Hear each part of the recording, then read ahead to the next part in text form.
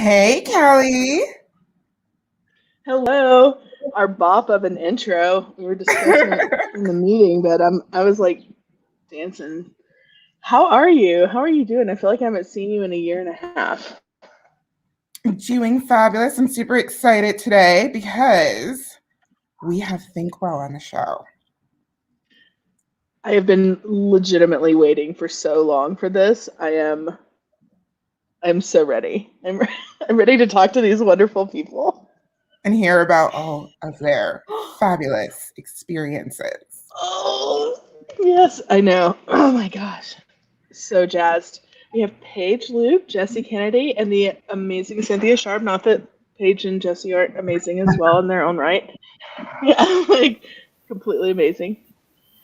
Oh gosh. Okay, I can breathe. So, how about we start with introductions, shall we? How about you go first, Paige? Hi, I'm Paige Luke. I'm a project manager here at Thinkwell. Pass it over to Cynthia.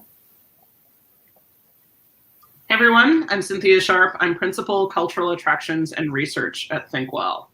And the also wonderful Jesse, Paige is also amazeballs. Yeah, thank you guys for having us on today. My name is Jesse Kennedy. I am the Director of Project Development here at Thinkwell for our Los Angeles studio. Very exciting. So we always like to start off and understand everyone's career journeys that brought them into, the world of doing themed entertainment and themed experiences. How about you start, Paige?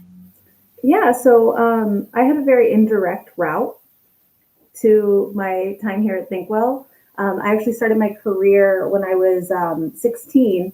I knew I wanted to work in entertainment in some way. I didn't really know what that meant, but I knew that that's kind of what I wanted to do, is get involved in some kind of like visual storytelling. I was lucky enough that the high school I went to in Southwest Florida had a professional performing arts center on the campus. So I just got a little bit more involved with drama club, decided to sign up to help out on the school's fall play. They needed somebody to run the lights. So I was like, sure, I don't know what that means at all, but I'm down. Let's do it. So I came in, we did our tech week. I sat behind the technical director of the Performing Arts Center, who'd been in the business for like 30 odd years. I just asked questions. When I had questions, learned what to do, which was essentially just hit a big button that literally said go whenever the stage manager told me to go. And on opening night, he offered me a job. So I got started really early and really quickly. I was working as an electrician with them for a few years. Before I left there, they had promoted me up to lighting director, where I was working with the different touring off-Broadway shows and other kinds of shows that would come through the venue. And then after 3 years there, and after I graduated high school, I moved out here to Los Angeles. Still not being entirely sure what I wanted to do with my career in entertainment, but it was like off to the races and let's make it happen. So when I got out here to LA, I worked through a temp agency at the American Film Market, which was a great networking opportunity to just kind of meet some people in Los Angeles who are also in the industry. It was a great intro into this world of temp work, where following that, this temp agency was able to set me up with an independent film company, where I started as the receptionist. Worked with them for a few months before they promoted me up to the assistant to the SVP and VP of physical and post-production. So I did a little stint there as the assistant to a couple producers on film projects. Learned pretty quickly that being an assistant to producers wasn't quite my ballpark. So I ended up leaving that job and then got back into the theater, because I was really finding that I loved that interaction with the live production world, and just there's a lot of instant gratification. There's a lot of instant stress as well, but the feeling of being there while there's an audience around you and just creating something and feeling all that emotion is just such a cool thing. So I got back into theater, freelanced around here in Los Angeles for several years as an electrician, started getting into lighting design, and then started to get kind of into stage management, which led me to being a stage supervisor at one of the venues outdoors here, which led me into getting into production management. I then got out on the road, started touring because I was still young, and I was like, you know what, LA's cool, but I kind of want to see what else is out there. Toured for about 5 years before I was like, all right, I'm done living in hotels and living out of my suitcase. Was able to get a job with a production company that I had toured with for multiple years as their in-house production manager, where I actually met Jesse. We worked together at that company for a little while. I worked with them for about 3 years as their production manager, launching multiple national and international tours. It was a really great experience, managing sometimes between 10 and 15 properties at a time, and teams that were always on the road, whether they were, somewhere across the country or they were across, the pond somewhere in Europe. That was definitely a fun job with a lot of travel, but it finally got to a point where I was like, you know what? I want to kind of change and see what else there is out there, like still kind of on a career journey. And so I left that company just with the plan of going back to freelance and, seeing what there was. And within a week of turning my resignation, I had an interview at Thinkwell, and I came in and, hadn't done any themed entertainment in the traditional sense yet. But I was like, hey, my skills coming from theater production, like I think that this can translate pretty easily. So I had a great interview with the then head of production, and I got hired later that day. And so I've been here now for just under 2 years. I think August 5th will be my 2nd year anniversary here at Thinkwell. But yeah, so kind of a nice little convoluted path, but yeah, I'm super happy to be here, and it's a really great place to be. And I get to work with the wonderful Jessie Kennedy again, which is also amazing. And I think we should be passing it off to Jessie next. Yeah. Well, thank you, Paige. Yeah, when Paige and I worked together briefly, and it was awesome, and she was like by far the best production manager I'd ever worked with in the theater world, and so I was so excited when she came into Thinkwell. So I'm glad she's there. But that goes back to my history. So I was born and raised in Nashville, Tennessee, and then I went to college in Illinois at Illinois State University, and I studied theater. I was a directing student. While I was at the university, I did pretty well. I got a fellowship while I was there for at the Kennedy Center and at the O'Neill Center for New Play Development, and then also did a fellowship in Germany. And thought, I was going to move after Illinois State to Chicago, and I was going to direct plays on storefront theaters. And for those of you that don't know, the storefront theaters are these tiny little, like 40-seat theaters that people put up plays for like no budgets on in Chicago. So I moved to Chicago, started working for a company called Looking Glass, which is a theater company, and I was in the box office there, and started working around at different box offices. I moved into management of box offices quickly. While I was still kind of directing and producing theater in Chicago, I worked for the Chicago Architectural Foundation's boat tour. I did the ticket sales for 2 summers for that while producing, while directing.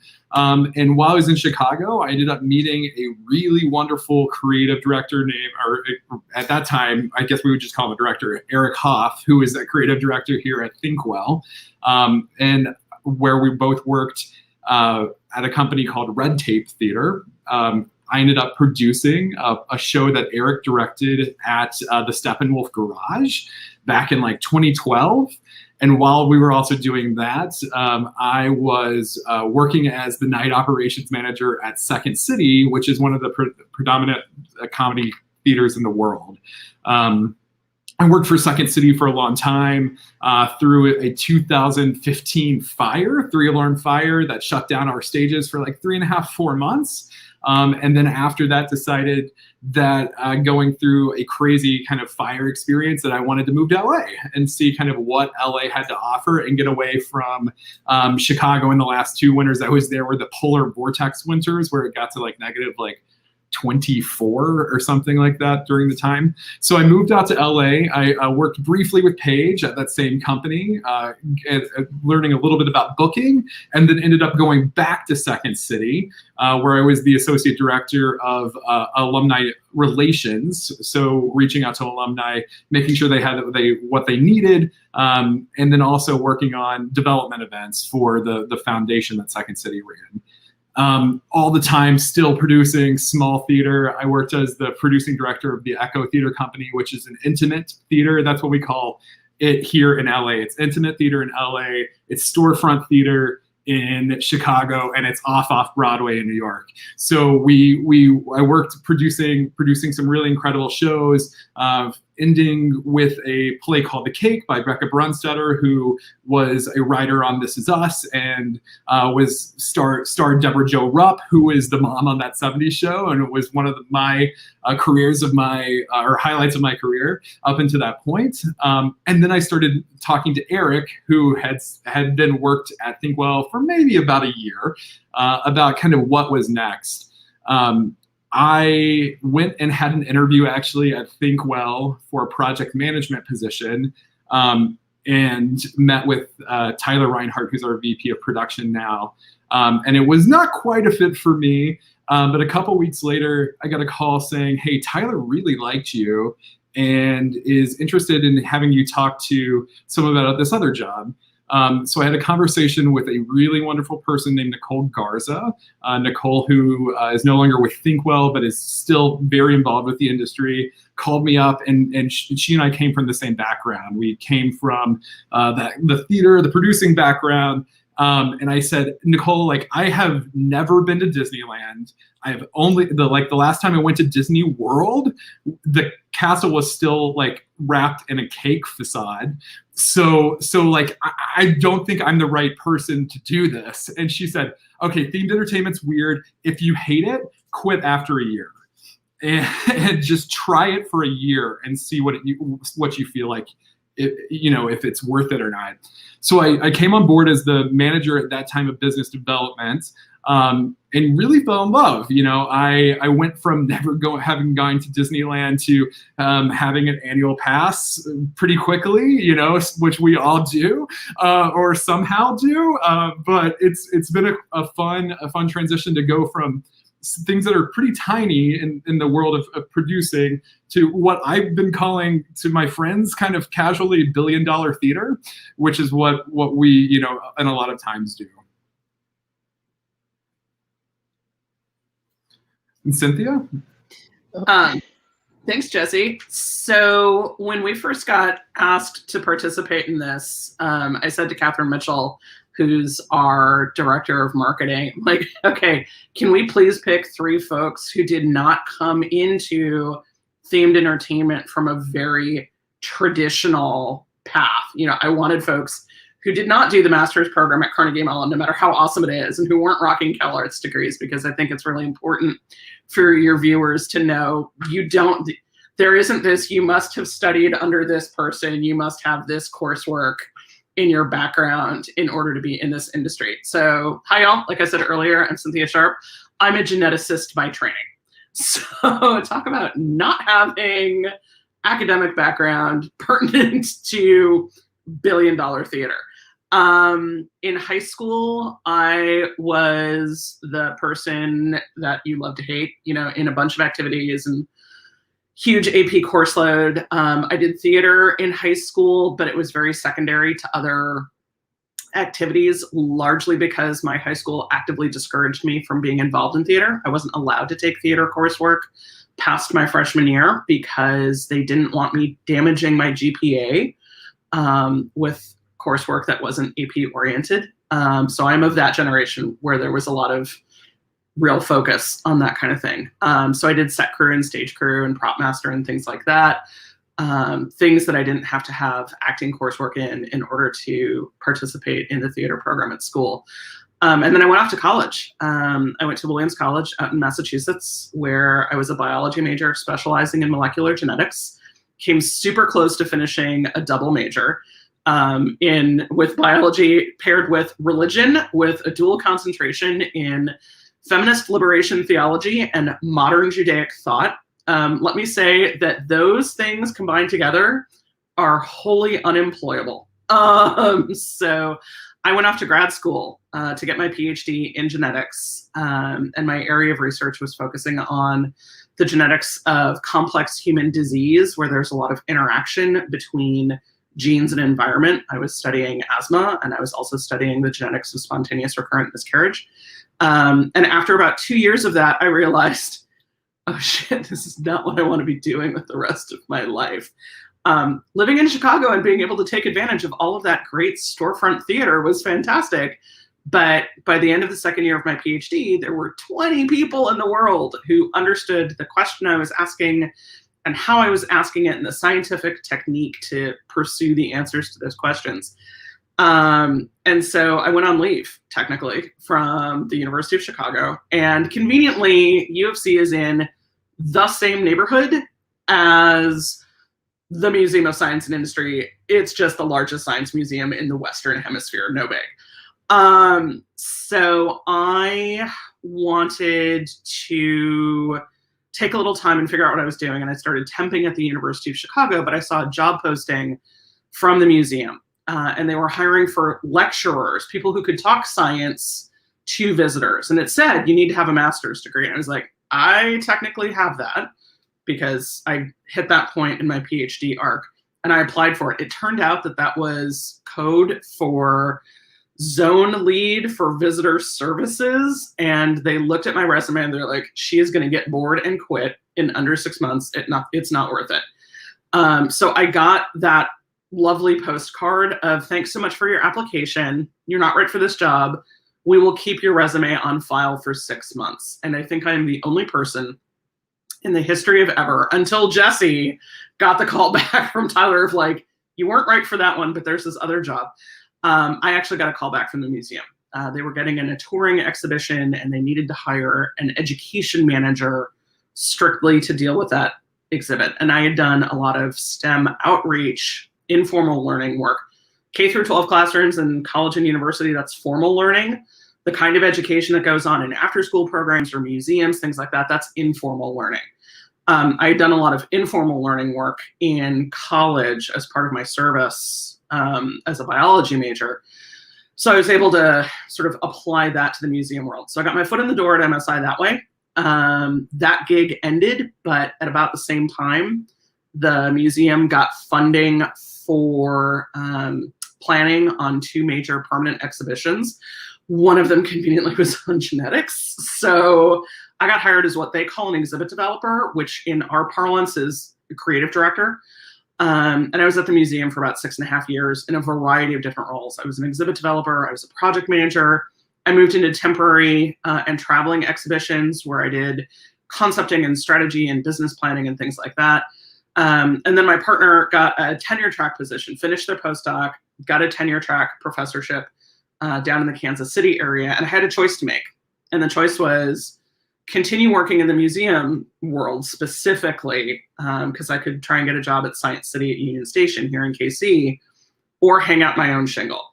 And I opted to go the consultant route. And so I consulted for about 1.5 years. Thinkwell was one of my clients during that period of time. And in February 2004, they hired me on as part of their core team.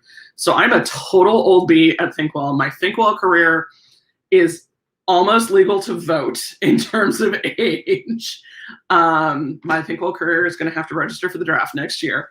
But I started out fairly heavily museum side at Thinkwell, but back in the day, we didn't have a ton of museum work. And so it was very, very fluid. And I got the opportunity to learn about all of these other areas in themed entertainment and the differences between being a creative director for a theme park versus being a creative director in a cultural attraction like a museum or a zoo or aquarium and working on events. So I kind of cross-trained on the job, as it were, while dealing with essentially outgoing sales for a touring exhibit that we designed and developed in partnership with Sesame Workshop. Sesame Street Presents the Body. So I was dealing with selling that and hucking that at museum conferences and doing creative direction. And now as a principal, I do all kinds of different things, but I do have my fingers in a bunch of these different pies. And I get the opportunity because of that to work with both Paige and Jesse, which is awesome. You know what's so interesting is like when I was listening to all of your kind of career paths, something that kept cropping up was like jobs that taught you what you didn't want to do. And I think that amount of clarity early on in a career is very valuable. And you don't know unless you like do that job. Like if you self-exclude before you get to that job, you're never going to find out that that's like, you always have that what if going on. But if you like do it and you're like, oh yeah, I don't like this at all, it kind of pushes you in a different direction. I've appreciated that in my own life. So the moving from your individual career paths, like Thinkwell, if you're already in the industry, you've heard the name thrown around so much, but some of our viewers are like brand new to the industry and are just kind of getting their sea legs, so to speak. Can y'all give us like a brief overview of Thinkwell's history? Sure. So Thinkwell is 20 years old, actually. As of a couple of weeks ago, we spent our actual 20th birthday celebrating with our partners at Warner Brothers on their new studio tour that they just opened here in Hollywood. But we were able to celebrate with them. We were really lucky and happy to do that back in June. So we are a 20-year-old company that was started by 3 partners that came out of the themed entertainment world from Cirque and Cirque du Soleil specifically in Universal.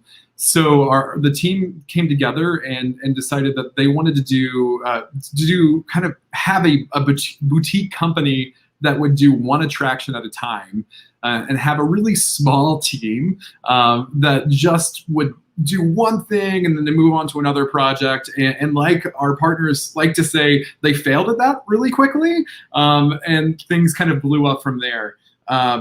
We, of course, do a lot of work in the theme park world, but we also do a ton of work in the museum world as well as corporate brand centers.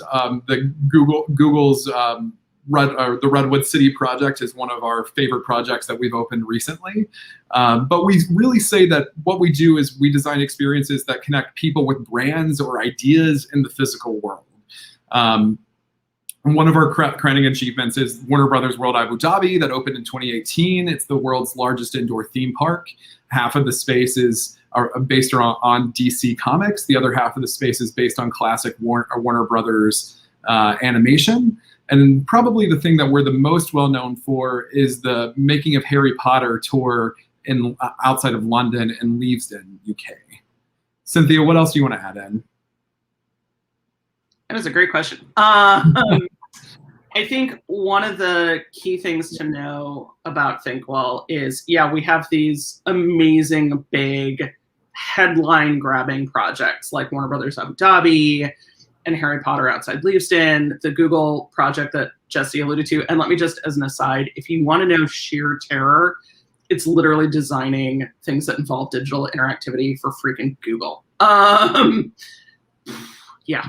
little overwhelming. But not only do we do these big mega scale projects for internationally known brands and IPs, but we also do much more sort of bespoke and smaller work, much more intimate.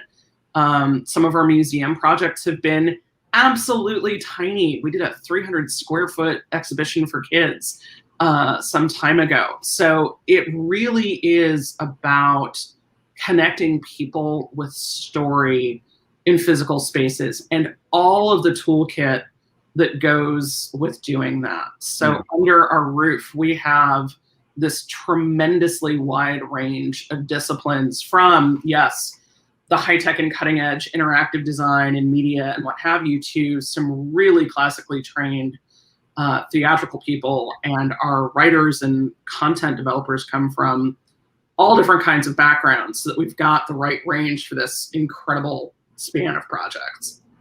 Jesse, what did I miss? No, I think you got it. We're a global company. Our headquarters here in Los Angeles, where our LBE business kind of stays, although we're totally dispersed now because of COVID. I'm sure we can talk about that more later. But we also have our media studio here in Los Angeles as well. The media studio does all the media for our museums and our LBE projects, but they also do work for all the major studios outside of the LBE world. Our studio in Montreal focuses on R&D of new technology, and we have a Beijing studio that localizes to that market as well. And we have a project delivery studio in Abu Dhabi and in Saudi Arabia right now. So we really do have a pretty large global reach and impact.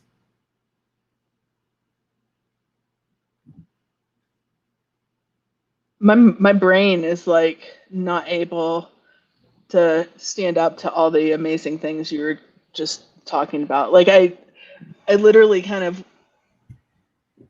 had like a glitch in my own, wait, what? I'm so sorry. I was like lost my mind. Like Cirque du Soleil, and okay. I will get it back. I apologize, everyone.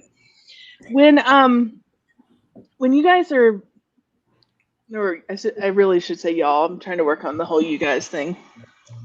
I'm Southern. Y'all comes better anyway. When y'all are, as a company, like thinking about new projects, how do you approach that? Does it just come to you now, or are you having to like still go out and? Yeah, so my team here locally and my partners globally kind of had that sort of arm. My team here in Los Angeles is project development.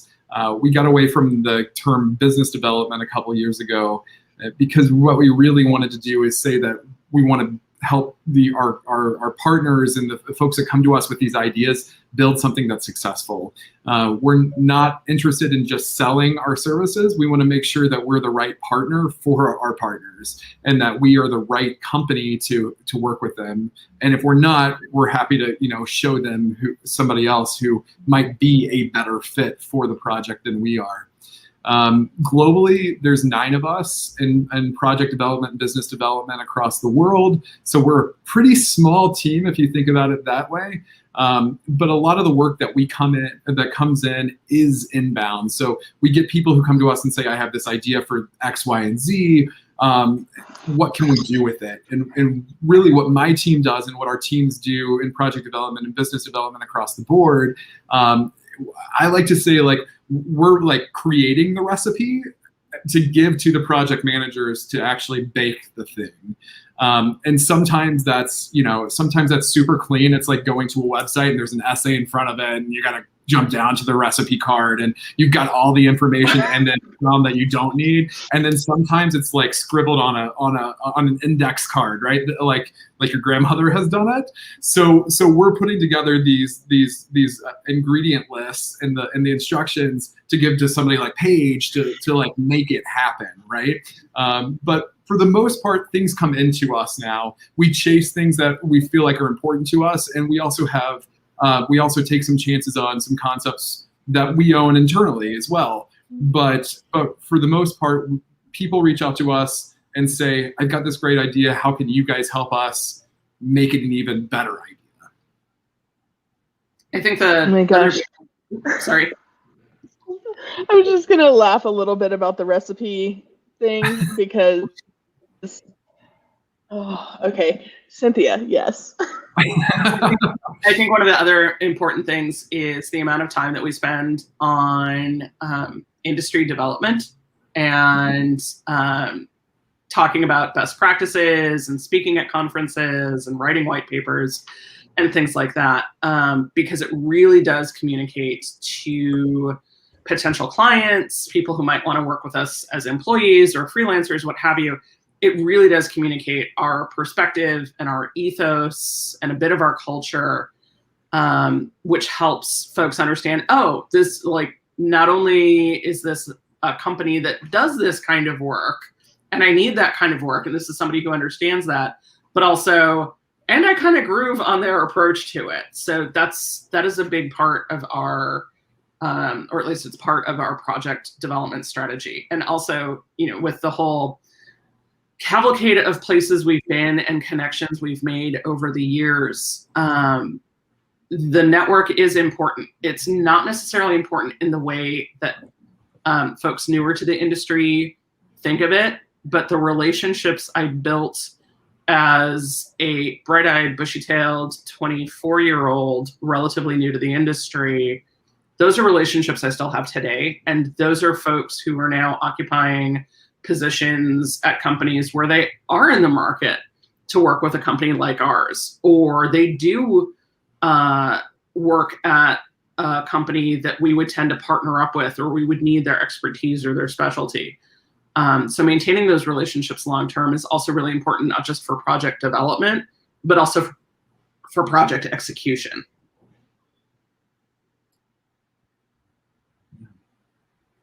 Oh, and I had a question behind the scenes, white papers. What is a white paper? It's essentially a thought piece, an essay, a position paper on something pertinent in the industry. It can be a paper about a new piece of emerging technology that we're working on, or our thoughts on why some of the steps that various big players like Disney have taken recently in terms of pulling out or changing ride elements or reskinning rides to be more inclusive and representational, writing a piece about that. Those are white papers, and those are an important way of communicating within the industry and to potential clients. Mm-hmm. And sometimes they get out this, like, the zeitgeist of the world too, like the one Cynthia's talking about. It's interesting when Disney was changing, announced they're changing Jungle Cruise. Cynthia's white paper was quoted in the LA Times. And then our team ended up spending a week fielding very angry messages about us being proponents for changing Jungle Cruise. Yeah. So knowing that the team has worked on a broad range of not only projects, but, networking within the industry and a lot of the relationships that you end up creating, like from projects and from coming in. Can you talk a little bit about the lessons learned and key moments of clarity, whether it be project related or just career related, or, your philosophy in general? Things you might have wished you had known sooner, anything like that. Yeah, I can start us off on that. I think a big thing just generally is to depersonalize yourself from your position, especially when you're working in a creative field. It's so easy to just take feedback or any kind of criticism, constructive or not, to heart, and really, be hard on yourself about it. But to understand that it's not about you necessarily, it's about the greater good and the health of the project, whatever that project may be. So, learning, I wish I would have learned sooner to not take things as personally, because especially in your youth, it's, it can be hard to disconnect from you as a human and then you as the professional version of yourself. And to that, when you take things personally, it causes a lot of stress. And then you start stressing out about things, and, you're more likely to, when a fire suddenly erupts in whatever you're working in, to kind of panic about it. But if there's one thing that I've learned, it's that panic gets you absolutely nowhere. The only thing I ever learned from panicking about something is that this was not productive.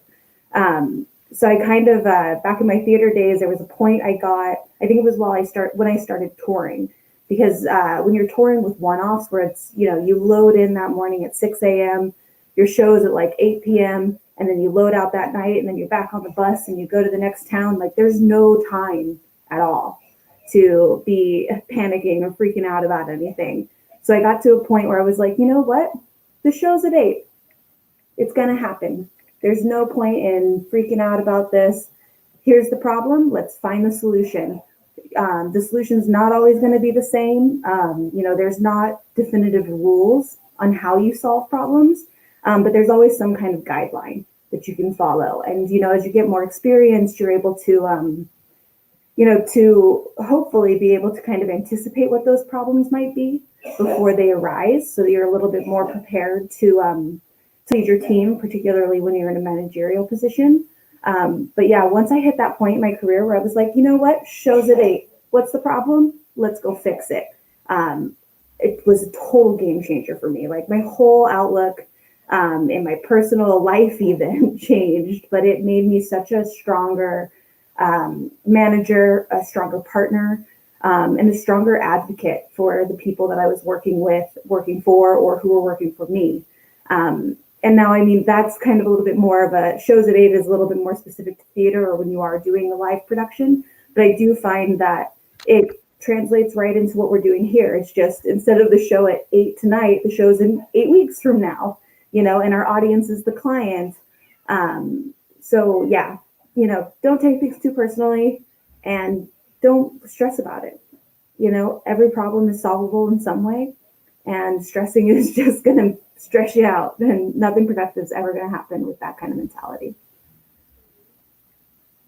So what about for our viewers who are new to the industry, whether they're just graduating or they're coming into the industry from outside of, themed entertainment? Do you have any advice for those people who are wanting to come in or just starting out their careers in themed entertainment? Never be afraid to ask questions. See what you're good at and where your strengths lie, and then go for it. When it comes down to my job specifically as a project manager, it boils down to the fact that I'm a facilitator, and that can translate into many different things across many different industries. And it's just a matter of being able to identify where your strengths are and understanding how they can translate. And then, of course, when you get into an industry that you're not necessarily familiar with, like, there's been times definitely with Cynthia where, I'm working on something that's a little bit more of like a mixed use land development kind of project. And that's definitely not my background, but I know that there's resources around me that have done that. And I can understand where my strengths lie and how they can translate into that. And so with just simply asking questions to get a little bit of clarity on the nuances of something that I might not be fully familiar with, you can start connecting all the pieces and be able to find your place into the themed entertainment industry.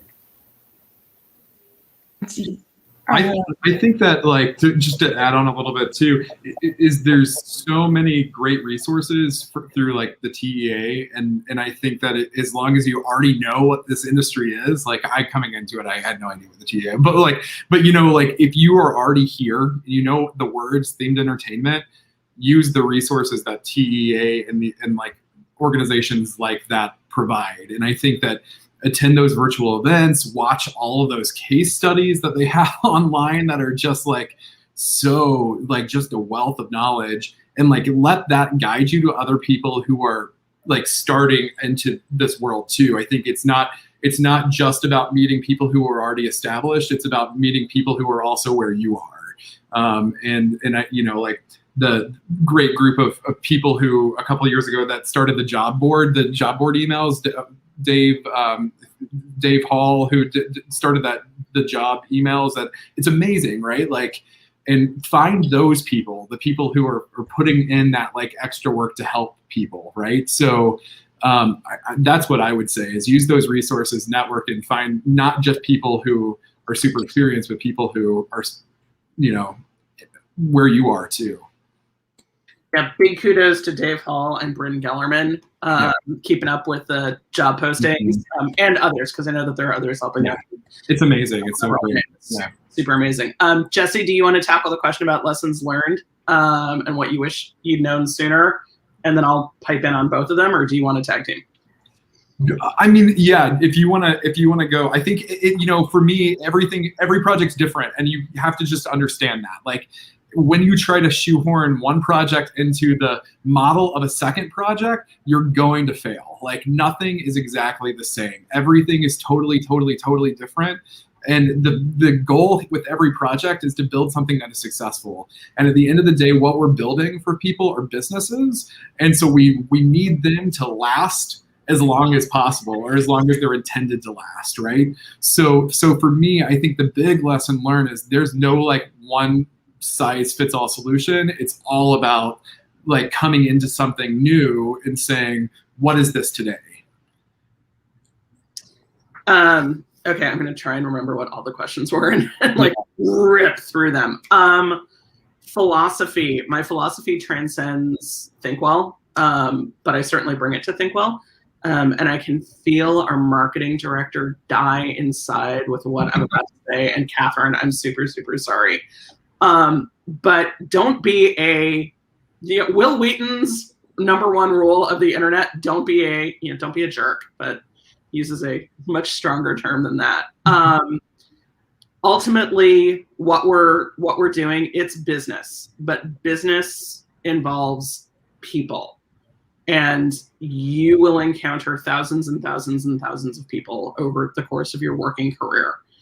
And it is really easy when things are super stressful or you're jet lagged all to hell because you have just flown halfway around the world for a 75-minute long meeting where the CEO will tell you this is beautiful, amazing work, and I hate it. You're like, wait, what? It is really, really easy to not be your best self and to not be good to other people. But don't be a jerk. It will come around on you someday if you are a jerk. And if you get called out on not being your best self, or if you are told how you have not done things well as a human being in the past, take the note. Don't get defensive. Like, sit with the critique and figure out how you can do better next time. Things that I wish I'd known way earlier, that this is a business, particularly coming at it from the museum side of the industry. Not-for-profit is a tax status, not a business strategy. Mm-hmm. And allowing people to pay you less than you're worth because the mission of the organization is so important or good for the community, or it's such a calling. So, I wish that I'd understood that this was a business. I wish that I had known to more fiercely advocate for my worth from the get-go, and to help others advocate for their worth, and to be respected and paid appropriately, particularly in the not-for-profit sector, because the pay scales there really totally suck. I wish I'd understood, to echo Paige, that it's okay to ask questions, that truly nobody expects you to know everything, even at my level of seniority. There have been times where I've had to say, it's great that you've assigned me to this project, but I'm reading the scope and I have never done that before. So I need you to tell me who I can lean on as a resource here and bounce stuff off of to make sure I'm on the right track. And it's okay to do that. It's okay to ask questions. It's okay to say, I don't know how to do that, but I am willing to learn, as opposed to just like faking it until you make it. That doesn't work when you're talking about like work product kind of thing. It's okay to ask questions. It's okay to ask for help. In terms of advice, to echo Jesse, if you already know the phrase themed entertainment association or themed entertainment, you have a leg up on other people. So my advice is always build your kitchen cabinet, build that cabal of people around you who, as you skitter off in different directions in your career, you can still go to them for feedback, for peer advice, for peer mentoring. They're your posse. Build your posse young, add to it over time. But also remember to reach back. Even if you are like 23 and you are a cast member dealing with ticket taking or ride load, you have knowledge about the industry, about a job, about a way to apply and get your foot in the door that somebody behind you doesn't have, and be willing to share that knowledge.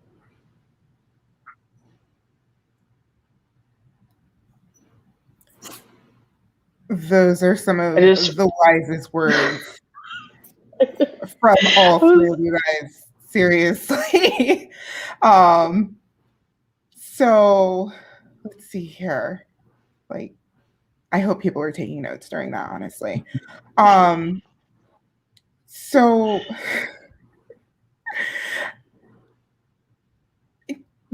how He's like, has COVID gone through? And this is something new. COVID affecting our work and your workflow, and how the company has gone through and ebbed and flow with those changes, because our industry is not quite the same as it was when it went into COVID, and it changed dramatically. Can you talk a little bit about that? Do you want to start, Jesse? Sure. Yeah. I mean, anybody can jump in. Because I also think that Paige has incredible places that she works around her home, and so I think I want Paige to answer this too. But we've taken a lot of time to think about what we actually need as a company, and to make decisions on how we work, where we work, and the tools that we work with, and that I think have been really positive. I think that we're more dispersed than we were a year ago. People have left LA and gone to Atlanta, to Nashville, to all over the place, San Diego, and but in my opinion, we're just as small. Denmark, yes, Denmark as well, but we're really as strong, if not stronger, than we were, because it made us all step back and say, how do we work together better? What tools do we need? And then luckily we were able to invest in those tools and get what we needed to move forward.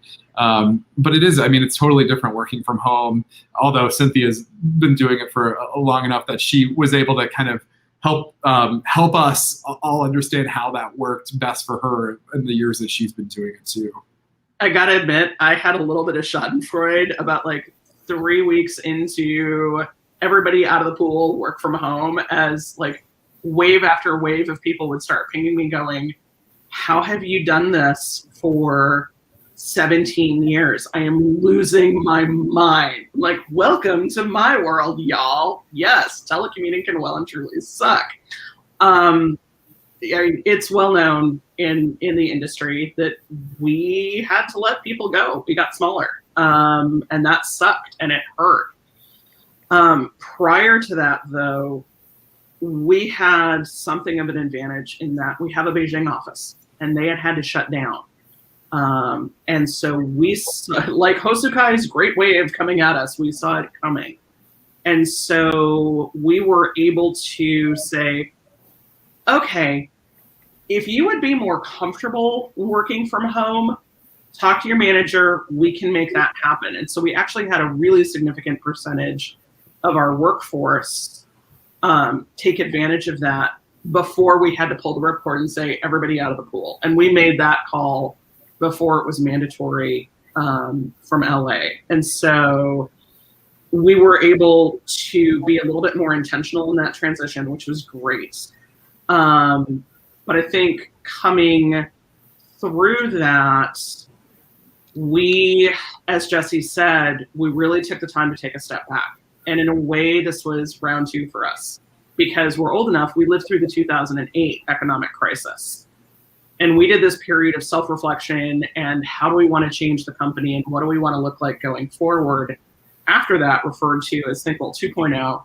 So we've been able to do that kind of process now as well, and not just put in place the tools and support systems to allow us to be really pretty baller on our work output while we're all disparate, but also put in place systems and processes to support our employees as human beings, without the advantage of being able to walk over to somebody's desk and chat with them, or walk over and look at a piece of art, or be able to give somebody mad props on the fly, around the coffee pot in the morning kind of thing.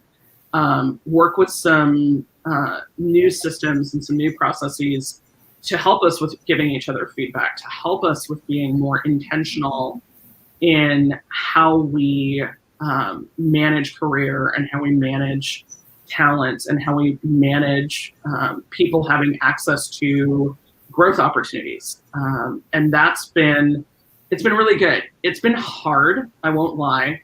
We're a very, very social company. You know, we very much were the, hey, I'm going to coffee shop, ice cream place, bar, what have you, after work. Anybody want to come with me? Hey, I'm going to this exhibit. Anybody want to come with me? And so we had to be really intentional about how to create that, but we also didn't want to go overboard. We did a lot of survey work during COVID to get a sense of where our teammates were at, what their stressors were, what we could do to help mitigate some of those stressors.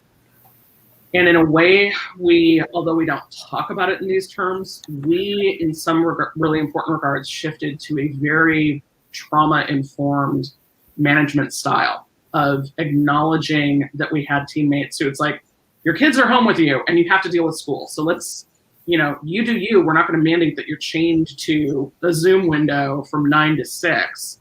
Let's talk about what's going to work for you. Let's build in that flexibility into your workday. And by being really, really honest about this is shitty and people are dealing with tremendous pressures outside the bubble of their entire work style changing, we were able to come out of it such that now I would argue we're in a relatively healthy place. Like other companies, we're seeing the RFPs really start to come down the pipeline.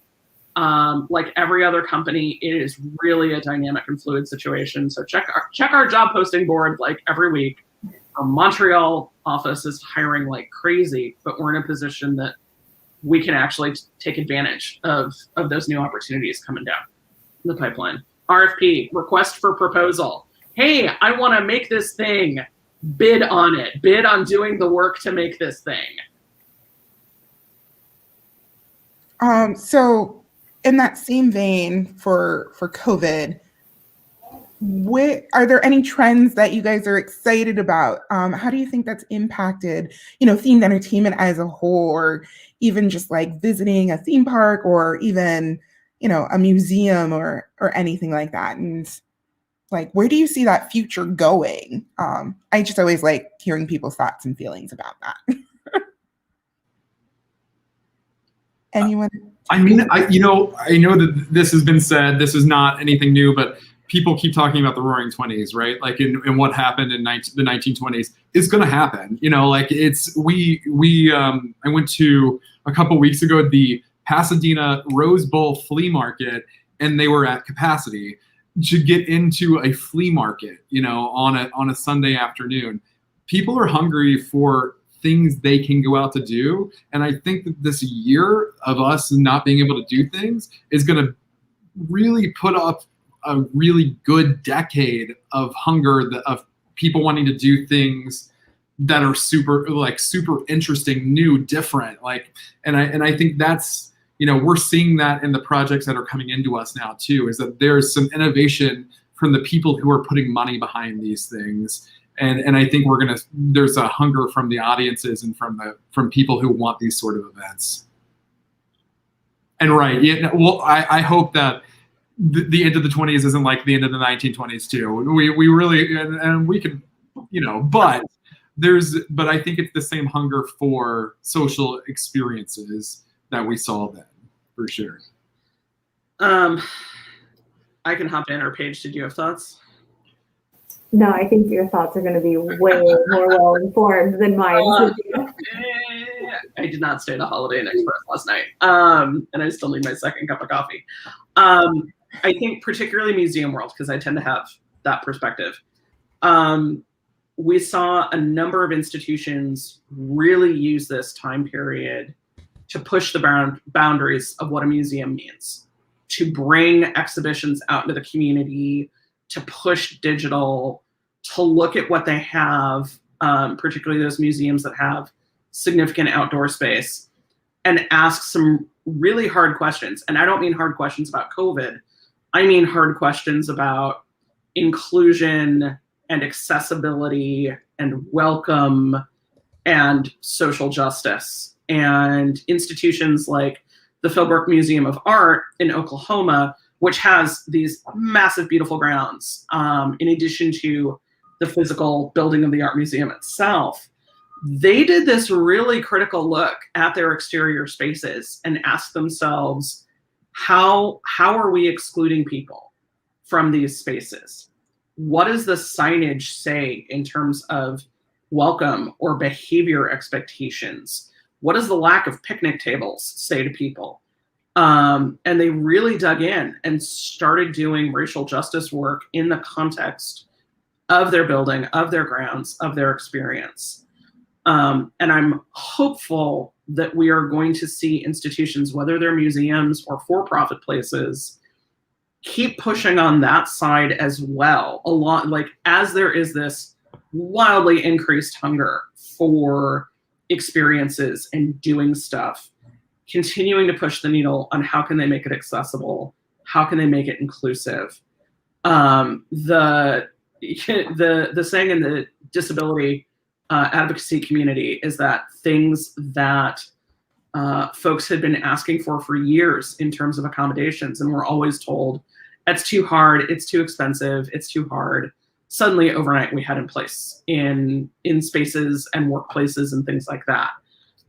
Because then all the able-bodied people needed to be able to work from home without having to navigate a public transit system or getting inside a building that's not disability friendly or what have you. And I'm hoping that we're not going to see a rollback on that, that we're going to say, oh, it is actually easy to simulcast or closed caption. There's been massive advances in terms of accessibility technology in the wake of everybody being on Zoom and Google Meets and what have you. I'm hoping that the industry will continue to take advantage of those and use that work to make a more inclusive space for everyone.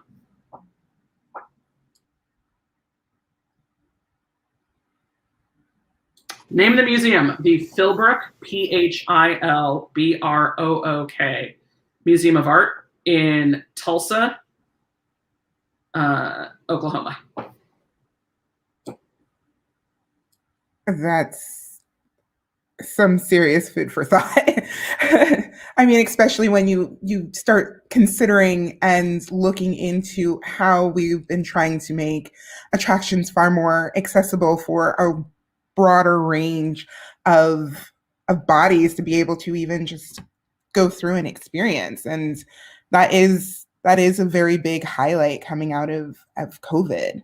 So definitely some food for thought. Kelly? I know that we were talking about y'all's your career journey, but is there anything, and obviously COVID is like a big one for everyone, but is there any sort of like major obstacle that y'all had to overcome throughout your career to like, here I am this, fully realized adult person working in this industry. Enjoy my presence. Like, is there any? I'm always just curious. Okay, calling me a fully realized adult may be a bridge too far.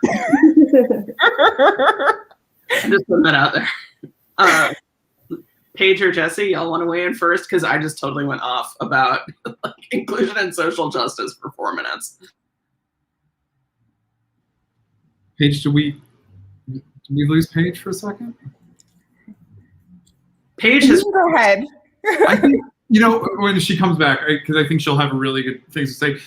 Something that resonated with me on what Cynthia said is that you have to know your worth and like and how much you're willing to work on something for how much, and I think that there's a lot of world where we say that art and themed entertainment is art, that art it should be done for free or for a little amount of money.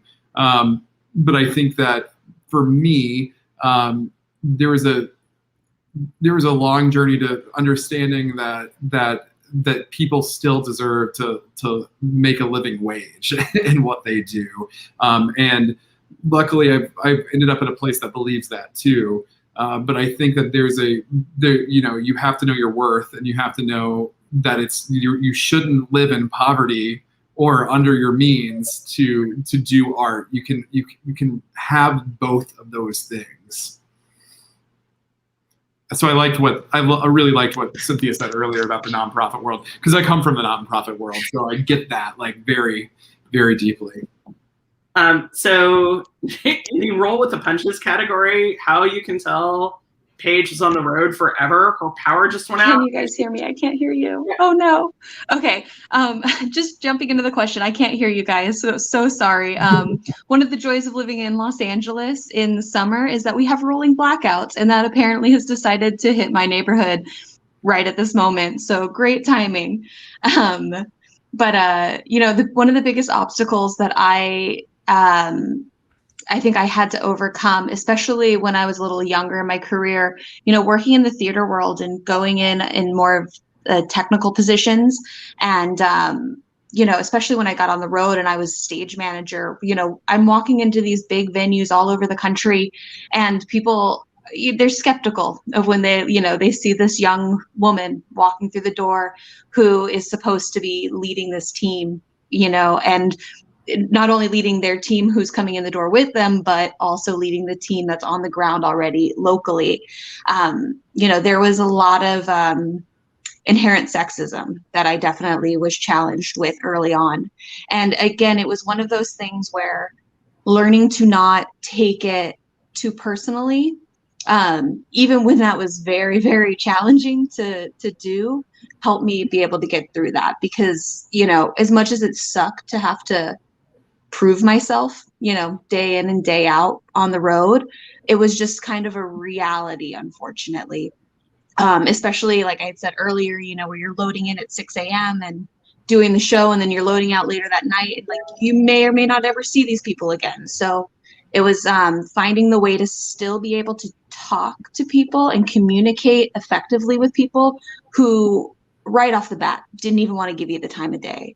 That was definitely a real obstacle. But again, by approaching it in a non-personal way, I found the way to navigate those rough waters. And, there were times where it was just really rough, and I'd go back to the hotel room and have to cry about it, because it was just so much to just get through that day and deal with people who really didn't want to give you the chance.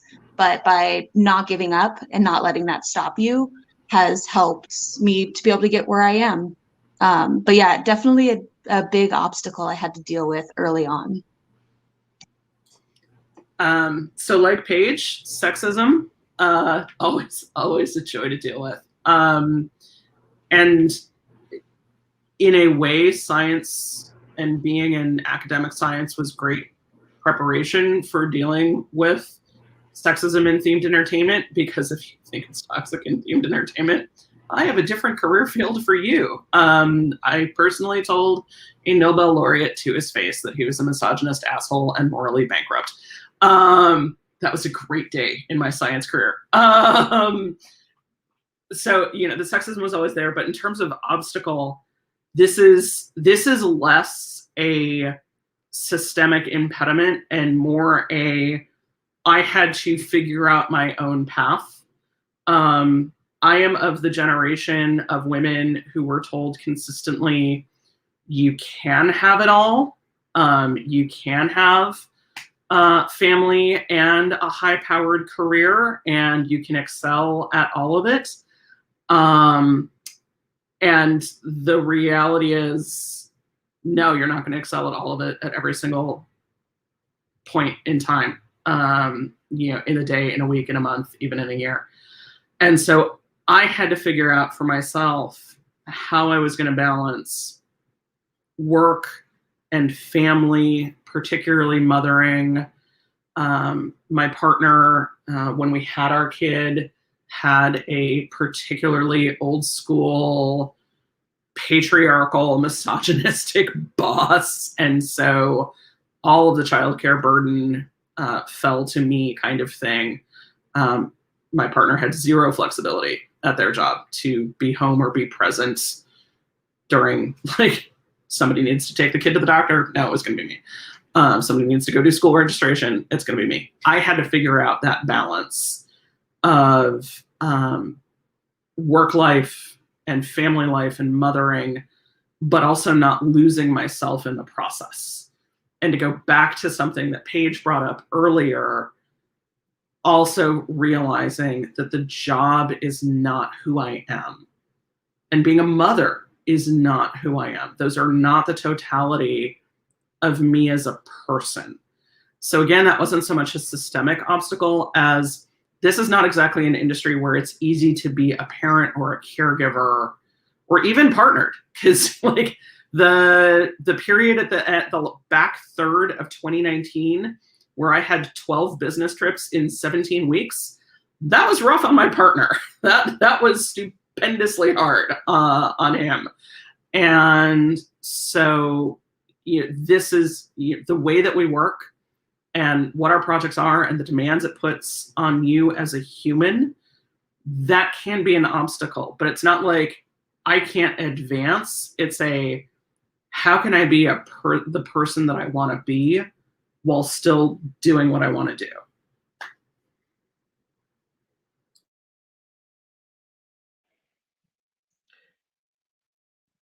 Bonnie, oh bless.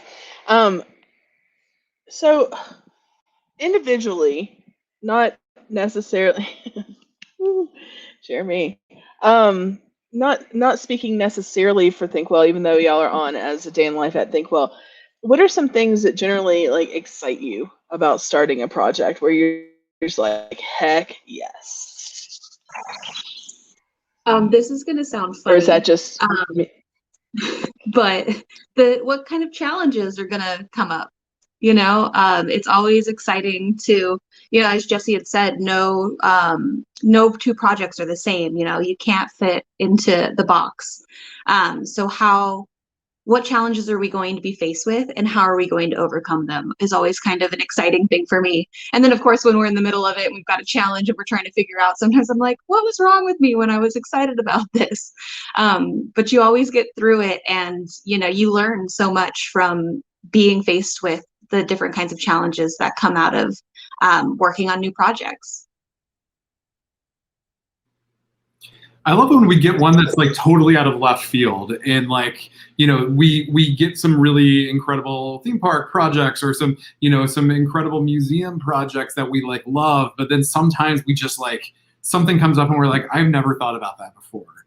And I think that those are super fun, and trying to figure out how we approach those, just like what Paige is saying, is like kind of a thrill for me. So I love it just when it's just totally weird or different. Years and years and years and years and years ago, I got a call from Craig Hanna, who's our Chief Creative Officer, and he asked me a question about Batman. And my immediate response was, well, which universe /timeline /expression of Batman are we talking about here? And his response was, exactly. I was like, wait, what? And I then got to spend the next week pretty much sinking myself into every expression of Batman there was, so that the following week we could be in a meeting with Warner Brothers and sound smart, and be able to make recommendations on this thing over here is a great, this timeline or this expression is the appropriate way to go for this kind of experience, and here's why, and here's the internal consistency you want to build and stuff like that. So for me, like, every new project is an opportunity of what's the incredibly cool shit I'm going to get to learn about on the clock now. Am I going to get to, I get to learn about all these different IPs. I get to learn content in museums. I get to learn about different cultures and different cultural norms. I get to learn about the intricacies of actually pulling some of this stuff off in ridiculous spaces and ridiculous conditions. Having worked now on both an Olympics and a World Expo, those are the mega scale kinds of projects I never could have dreamt of working on when I first started out at the Museum of Science and Industry. So the opportunity to learn new ideas, to learn new IPs and new content is just, it is the best part. It is super, it's like I'm getting paid to learn stuff, which is, as a liberal arts college alumna, is like the best.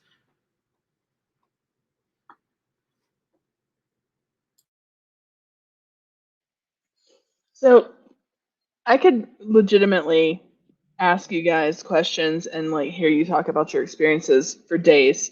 But I'm not going to do that because it's not fair to anyone but me. But if anyone in the audience, any of our viewers has any questions, like now is your time. It's your time to shine. Ask away. They're here to answer things. But I know, Kathy, you had a question. You're muted. Girlfriend, you're muted. Speaking of all of this wonderful advice that you've been giving us on this particular show, what would you say would be the best way to reach out to people and learn more within the industry? Maybe it's an area you want to go into or just want to learn more about. How would you suggest reaching out to people in that particular way?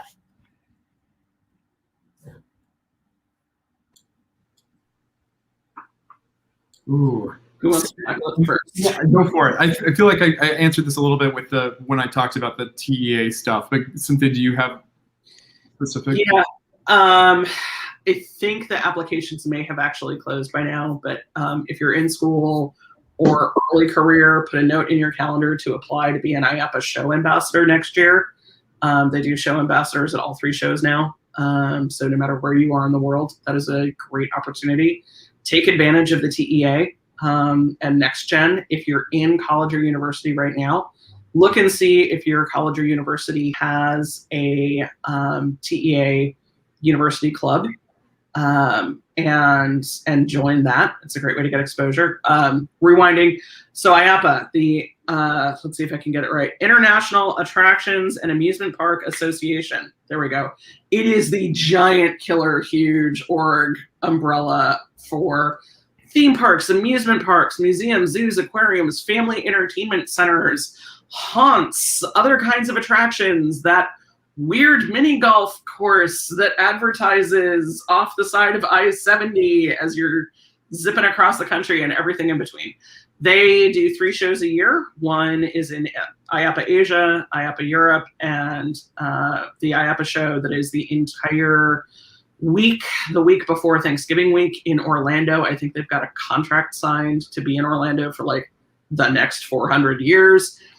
Show ambassadors are the helpful young people in polos, helping to sign you in, scanning your badge as you go into education sessions, and providing directions, and essentially being helpers. And depending upon which of the IAPA shows you apply to be a show ambassador at, if you get it, it also covers some of your living expenses for that week. Like there's a per diem for food kind of thing. And you get free into the sessions, and it gives you amazing and incredible access at IAPA. But also professional organizations other than IAPA and TEA. There are museum orgs. You can reach out to AAM, the American Alliance of Museums, or ASTC, the Association of Science and Technology Centers. You can reach out to AASLH, American Association for State and Local History, if history museums are more your bag. Professional orgs are they love students, and they love people who are new to the business, whatever their business is. So that may well be an avenue for you to start making connections.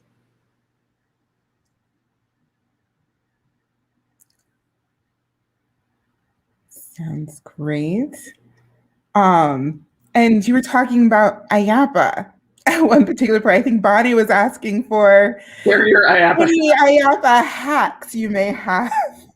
Figure out on the show floor where the Coca-Cola booth is, and know that that is your go-to source for free and plentiful caffeine for the entirety of the conference. I was gonna say the Dippin' Dots booth or the 5-hour energy shot booth. Yeah.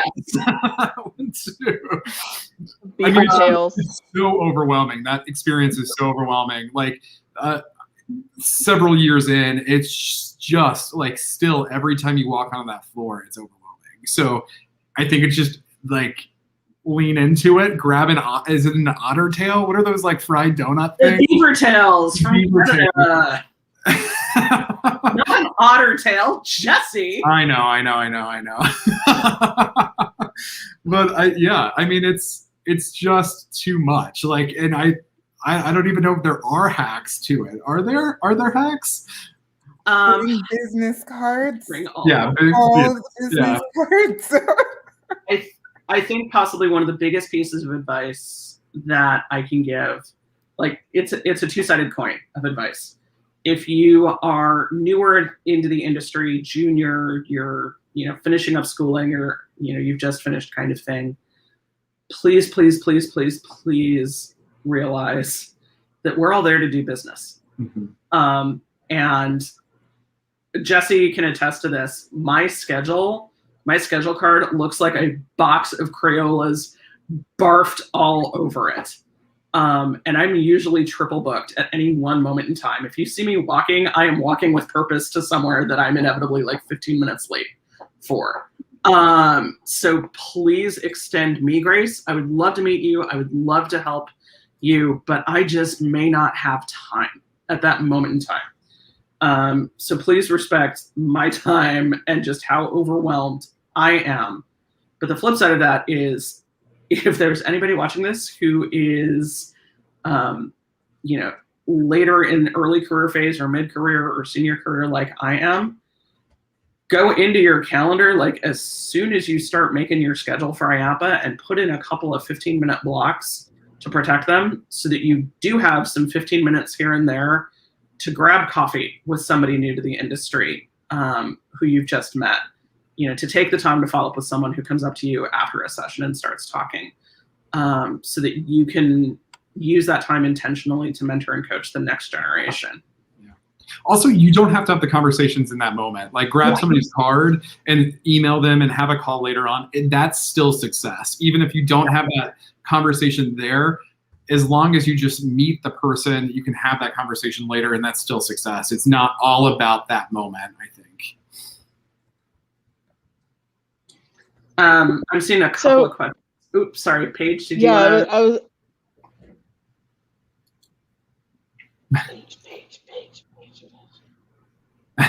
I have nothing on IAPA, but I'm seeing the one question about, does university major matter when trying to get into the theme entertainment industry? And I think all three of us standing here right now can say no, it doesn't. It's just a matter of, finding what you want to do and, understanding what you're good at and not being afraid to put your foot in the door when you find a door open. I think the big thing, Paige touched on this earlier, is transferable skills, and being able to identify and verbalize how the skills you have learned in your major, in your extracurriculars, in your volunteer work, in your internships, what have you, are applicable in the industry, kind of thing. Absolutely helpful. The question about how does the industry predict footfall in and around the attraction? Okay, so that is a whole thing. There's math involved. We have an entire master planning department. Brad Kissling is our principal of planning. And I don't understand, because we'll be in a meeting and I will be windmilling my arms and I'm like, so it's this thing and and you do this and that and the other thing and it goes in this footprint. And the next thing I know, Brad's like, so here's the capacity and here's how this is going to flow. And because of this, we need to have this density of retail and F&B, and we need to have this many shows to suck up people. And I'm like, how did you just do that? There's a whole discipline around that, which is like, step 2, a miracle occurs to me. And we do that planning, but we also work with some really incredible partners who you guys should have on the show too, that work on, the business planning around that sort of thing, and look at like what that footfall does. We have great partners in entertainment and culture advisors and MR Pro Fund that really figure out kind of business by that, right? So they do that in and out, and they figure out, how much money, all those crazy things. So it's that's something we do, but it's something we also partner with people to do, because not one company can do everything. It's still all a collaborative team effort at the end of the day when you're building something, actually building something.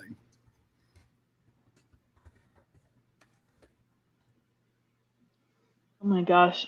I feel like I need to reach out to y'all individually. Is there a way? Are y'all cool with people like reaching out to you on LinkedIn and stuff and be like, Yeah. hey, I have questions? Yeah, absolutely. Okay.